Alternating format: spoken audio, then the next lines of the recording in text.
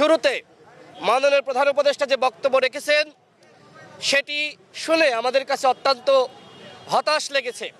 তিনি বলেছেন যে আপনারা আমাদের কাছে আসলেই আমরা সাহস পাই, যখন আপনারা থাকেন না আমরা একাকিত্ব বোধ করি। এর পিছনে আসলে কি কারণ রয়েছে?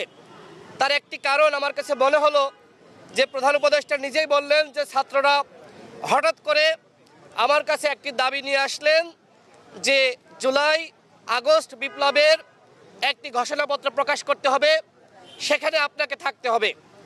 আমি তাদেরকে সাথে সাথে বললাম যে সমস্ত রাজনৈতিক দল এবং বিপ্লবে যারা অংশ নিয়েছে সেই শক্তির সাথে আলাপ আলোচনা ছাড়া আমি এই ধরনের ঘোষণা পাঠ করতে পারবো না। এই কথা শোনার পরে দলের প্রতিনিধি যারা ছিলেন তারা বক্তব্য রেখেছেন। আমাদের দলের পক্ষ থেকে আমরা যেটি বলেছি, এই যে গণ অভ্যুত্থান, এই গণ অভ্যুত্থান কীভাবে সংগঠিত হলো? এটা কোনো পরিকল্পিত আন্দোলন ছিল না, পরিকল্পিত বিপ্লব ছিল না। 2018 সালের যে ঐতিহাসিক কোটা সংস্কার আন্দোলন একটি সফল ছাত্র আন্দোলন, পরবর্তীতে শেখ হাসিনার যে প্রতারণা, তিনি প্রতারণা করে 24 সালে সেই সফল আন্দোলনকে ব্যর্থ করার একটি নস্যাৎ পরিকল্পনা তৈরি করেছিলেন। পরবর্তীতে শিক্ষার্থীরা 2018 সালের যে পরিপত্র সেটি বহালের দাবিতে আন্দোলন শুরু করে। একটা পর্যায়ে যখন শেখ হাসিনার সরকার, পুলিশ, পেটোয়া বাহিনী গুলি করে নির্মমভাবে শিক্ষার্থীদেরকে হত্যা করে, তখন এই আন্দোলন, আমি ঘোষণা যেটি বলেছি সেটাই বলছি, এই আন্দোলন তখন একটি রাজনৈতিক সরকার বিরোধী আন্দোলনে পরিণত হয়।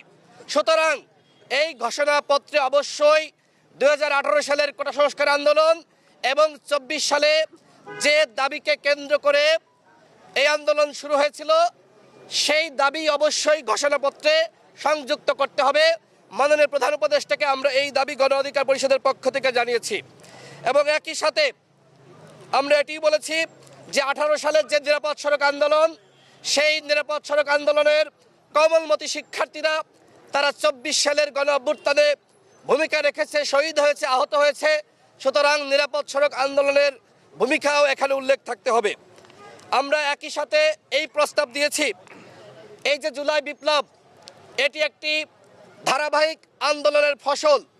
সুতরাং দীর্ঘ 15 বছরের লড়াইয়ে যে সকল রাজনৈতিক দলের নেতাকর্মীরা গুম, খুন, নির্যাতন, নিপীড়নের শিকার হয়েছে, একই সাথে এই 15 বছরে যে সকল সাংবাদিক, সাংস্কৃতিক কর্মী, লেখক গুম, খুন, নির্যাতনের শিকার হয়েছে, তাদের অবদান স্পষ্টভাবে ঘোষণাপত্রে উল্লেখ থাকতে হবে। শুধুমাত্র 36 দিনের আন্দোলনে শেখ হাসিনার পতন হয়নি, এটি একটি ধারাবাহিক সংগ্রাম ছিল এবং একটা পর্যায়ে গিয়ে হাসিনার পতন নিশ্চিত হয়েছে। সেই দাবি আমরা স্পষ্ট করেছি যে প্রত্যেকটা দল, সংগঠন এবং বিপ্লবে যারা অংশ নিয়েছে, শুধুমাত্র এই 2 মাস বা 1 মাস না, 15 বছর ধরে যারা সংগ্রাম করেছে, সেই সকল সংগঠন এবং দলের প্রত্যেকের অবদান স্পষ্টভাবে উল্লেখ থাকতে হবে। এবং এইখানে প্রত্যেকটা রাজনৈতিক দল প্রায় এই সরকারের সমালোচনা করেছে যে আজকে দুপুর 2টার সময় ঘোষণাপত্র পাঠানো হয়েছে।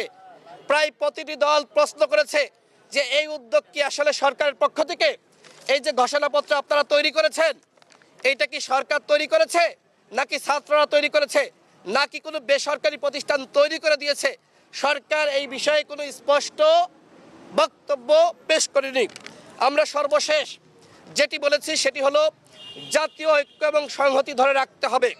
এবং এই যে অভ্যুত্থানে আপনারা দেখেছেন শেখ হাসিনার পুলিশ বাহিনী যেভাবে ছাত্র জনতার বুকে গুলি চালিয়েছে, সেই সকল পুলিশের সদস্য, র্যাবের সদস্য, বিজিবির সদস্য যারা ছাত্র জনতার বুকে গুলি চালিয়েছে তাদেরকে গ্রেপ্তার করতে হবে। এবং একই সাথে আওয়ামী লীগ যেহেতু গণহত্যা চালিয়েছে, বিচার শেষ হওয়ার আগে আওয়ামী লীগ নির্বাচনে অংশ নিতে পারবে না, সেই বিষয়ে আমরা স্পষ্ট হয়ে বলেছি। এবং একই সাথে যেহেতু প্রবাসীরা, আপনারা জানেন যে প্রবাসীরা যেভাবে আন্দোলন করেছে তাদের অবদান কিন্তু এইখানে উল্লেখ করা হয়নি, তাদের অবদান স্পষ্টভাবে উল্লেখ করতে হবে। এবং আলেম সমাজ, মাদ্রাসা শিক্ষার্থীরা এই আন্দোলনে ব্যাপক ভূমিকা রেখেছে, তাদের বিষয়েও কিন্তু এই ঘোষণাপত্রে যেটি খসড়া তারা গঠন করেছে সেখানে উল্লেখ করে নাই, সেটি স্পষ্টভাবে উল্লেখ করতে হবে। প্রত্যেকটা রাজনৈতিক দল যেটি বলেছে সেটি হলো যে এটি র্যান্ডমলি আসলে হবে না, সরকারের পক্ষ থেকে একটি আনুষ্ঠানিক উদ্যোগ নিতে হবে। যেমনিভাবে 10টা সংস্কার কমিশন গঠন করা হয়েছে, সুতরাং এই ঘোষণাপত্র তৈরি করার জন্য আরেকটি জাতীয় কমিটি বা একটি জাতীয় কমিশন গঠন করতে হবে। সেই কমিশন প্রত্যেকটা স্টেক হোল্ডারের সাথে বসবে, আলাপ আলোচনার মাধ্যমে একটি সিদ্ধান্ত নেবে। ঘোষণাপত্রের বিষয়ে গণ অধিকার পরিষদ ইতিবাচক। আমরা চাই যে আন্দোলন হয়েছে এই আন্দোলনের সঠিক ইতিহাস এই ঘোষণাপত্রে উঠে আসুক। অন্যথায় একপাক্ষিকভাবে যদি ঘোষণাপত্র তৈরি করা হয়, একপাক্ষিক ইতিহাস লিখিত হয়, তাহলে কিন্তু ওই শেখ মুজিবের ইতিহাস, আওয়ামী লীগের ইতিহাস যেমনিভাবে জনগণ ছুঁড়ে ফেলেছে, ঠিক একইভাবে এই 24-এর গণঅভ্যুত্থানের একপাক্ষিক ইতিহাস জনগণ ছুঁড়ে ফেলবে। এই কথাটি আমরা প্রধান উপদেষ্টাকে আমরা সরাসরি জানিয়েছি।